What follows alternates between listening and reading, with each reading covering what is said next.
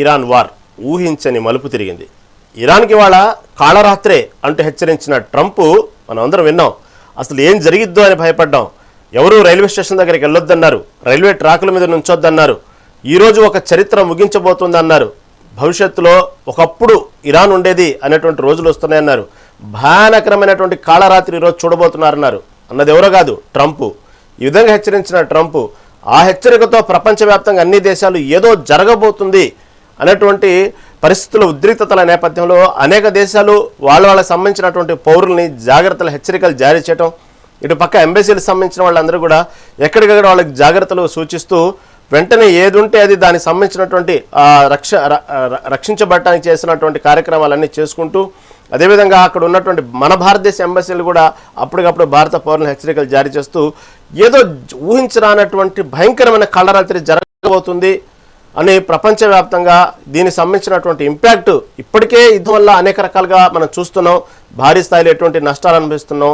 ప్రతి సందర్భంలో ప్రతి విషయంలో దానికి ఇంపాక్ట్ మనం చూస్తానున్నాం. ఇంతవరకు దానికి సంబంధించినటువంటి సమస్యలు ఇంకా బయటపడలేదు. ఆ సమస్యల నుంచి మళ్ళీ అలాంటి కాళరాత్రి కనుక ట్రంప్ చెప్పిన కాళరాత్రి కనుక వస్తే భవిష్యత్తులో ఎటువంటి రోజులు చూడబోతున్నాము, ముందుగా అసలు ఆ కాళరాత్రి అనేది ఏం జరగబోతుంది, ఎటువంటి వినాశనానికి దారి తీయబోతుంది. ఓ పక్క చూస్తే ఇరాన్లో ఉన్నటువంటి ఏదైతే న్యూక్లియర్స్ ఉన్నాయో వాళ్ళు గనక ఇలాంటి కాళరాత్రి కనుక ట్రంప్ సృష్టిస్తే వాళ్ళు ఎటువంటి యాక్షన్కి రియాక్షన్ ఉన్నది. ఇలా అనేక టెన్షన్ల మధ్య ఒక రాత్రి వాళ్ళకి ఎలా ఉందో తెలియదు కానీ ప్రపంచవ్యాప్తంగా కొన్ని దేశాలైతే అసలు ఏదో జరగబోతుందనే ఉత్కంఠతో దాదాపుగా రాత్రి అంతా కాళరాత్రిగా అనుభవించిన పరిస్థితి చూసాము. నిద్రలేని రాత్రి చూసాం రాత్రి అంతా. అయితే ఇక చూస్తే ఒక్కసారిగా ఏదో సామెత చెప్పినట్టు అంతా ఒక్కసారిగా ఏదో సినిమాల్లో కనుక చూపించినట్టు ఫ్లాష్ బ్యాక్ అన్నట్టు పార్ట్ 1 పార్ట్ 2 లాగా ఒక్కసారిగా మొత్తం ఊహించిన మలుపు తిరిగిపోయింది. ఎవ్వరు ఊహించిన విధంగా 2 వారాల పాటు దాడులు నిలిపివేస్తున్నామంటూ ప్రకటించడం మనం చూసాం. దాంతో అమెరికా ఇరాన్ యుద్ధానికి ఒక్కసారిగా స్మాల్ బ్రేక్ పడింది. కొన్ని రోజుల వరకు సీజ్ ఫైర్. పాకిస్తాన్ మధ్యవర్తిత్వంతో రాత్రికి రాత్రి కీలక మలుపు తిరిగింది. ఇటు పశ్చిమాసియా వారు మొత్తం కూడా ఈ పశ్చిమాసియా వారు రాత్రికి రాత్రే మలుపు తిరగడం, ఇరాన్కి గడువు పొడిగించాలన్న పాక్ ప్రధాని షెహబాజ్ విజ్ఞప్తితో 2 వారాల పాటు కాల్పుల విరమణ ప్రకటించారు ట్రంప్. ఇటుపక్క హర్ముజ్ను తెరవాలన్న ప్రధాన డిమాండ్తో ఇరాన్కి మరోసారి గడువు పెంచారు ట్రంప్.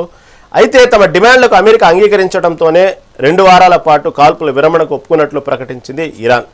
ఇరాన్ సాయుధ దళాల పర్యవేక్షణలో హర్ముజ్ల రాకపోకలు కొనసాగుతాయని వెల్లడించింది. అమెరికా ఇరాన్ మధ్య పాక్ చైనా ఎంట్రీపై భారత్ భవిష్యత్ వ్యూహం ఏంటి, అమెరికా 10 షరతులతో ఒప్పుకోవడానికి వెనుకున్న కారణాలేంటి, ఇది నాటి మెగా డిబేట్. ఇదే అంశంపై మనతో పాటు డిస్కస్ చేయడానికి సిద్ధంగా ఉన్నారు ప్రముఖ గెస్టులు. బీజేపీ నాయకులు కృష్ణారెడ్డి గారు మనతో పాటు సిద్ధంగా ఉన్నారు. అదేవిధంగా ఎకనమిస్ట్ హనుమండ్లు గారు మనతో పాటు సిద్ధంగా ఉన్నారు. ముందుగా ఎకనమిస్ట్ గారి దగ్గరికి వెళ్దాం. హనుమండ్లు గారికి. హనుమండ్లు గారు నమస్తే అండి. హనుమండ్లు గారు, ఒక్కసారిగా ఎప్పుడైతే యుద్ధం గురించి సీజ్ ఫైర్ ప్రకటించగానే ఇటు పక్క ఒక్కసారిగా రాకెట్ స్పీడ్తో షేర్ మార్కెట్ మొత్తం దూసుకొని వెళ్ళిపోతా ఉంది. లాభాల బాట మనం చూస్తూ ఉన్నాము. ప్రస్తుతం జరగాల్సిన నష్టం అయితే భారీగానే జరిగింది. యుద్ధం యొక్క ఇంపాక్ట్ మనం చూస్తూనే ఉన్నాం, జరిగింది. కాదు ఈ సీజ్ ఫైర్ వల్ల ఒక్కసారిగా పరిస్థితులు ఎలా మారినాయి, ప్రస్తుతం మన పొజిషన్ ఎలా ఉంది, భారత ఆర్థిక రంగం ఏ విధంగా దీని గురించి కొంతవరకు రికవర్ అయినట్టేనా, పరిస్థితులు ఎలా ఉన్నాయి, ప్రస్తుత పరిస్థితులు ఏంది సీజ్ ఫైర్ తర్వాత? ఈ 2 వారాల సీజ్ ఫైర్ అనేది చాలా మంచి పరిణామము. మన దేశానికి కాదు ప్రపంచం మొత్తానికి కూడా మంచి పరిణామము. ఎందుకంటే సీజ్ ఫైర్ అనే యుద్ధం అనేది ఎప్పటికైనా ఖచ్చితంగా నష్టమే వస్తుంది. యుద్ధం చేసిన వాళ్ళకి నష్టమే, యుద్ధం బాధితులకు నష్టమే, యుద్ధం చేసే వాళ్ళకి నష్టం జరుగుతుంది. కాబట్టి మనకు ఎస్పెషల్లీ మనము ఎనర్జీకి మొత్తం ఆధారపడి పెట్రోల్ కానీ డీజిల్ కానీ గ్యాస్ కానీ ఆధారపడ్డాం. కాబట్టి మనకు ఖచ్చితంగా హెర్ముజ్ స్టేట్ ఆఫ్ హెర్ముజ్ నుంచి రావాలి. కాబట్టి అక్కడ మన నౌకలన్నీ ఆగిపోయినాయి. కాబట్టి మనకు కొంచెం ఇబ్బంది ఏర్పడింది.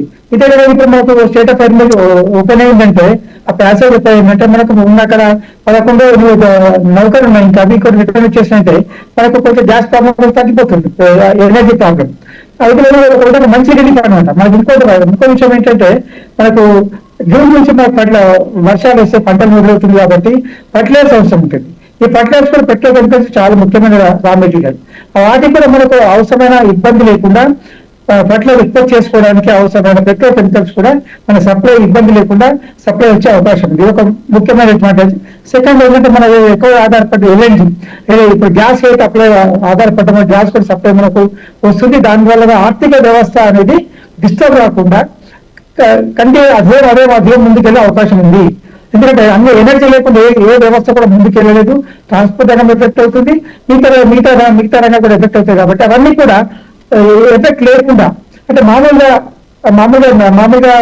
తమ యొక్క వ్యవహారం చేసే అవకాశం ఉంది. కాబట్టి ఆర్థిక వ్యవస్థకి మంచి పరిణామం అనేది ఒక విధంగా ఇది రెండు వారాలు అనేది చాలా చేంజెస్ వచ్చే అవకాశం ఉంది.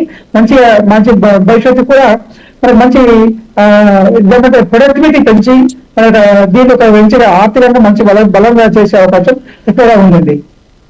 రైట్ హనుమంత్ గారు.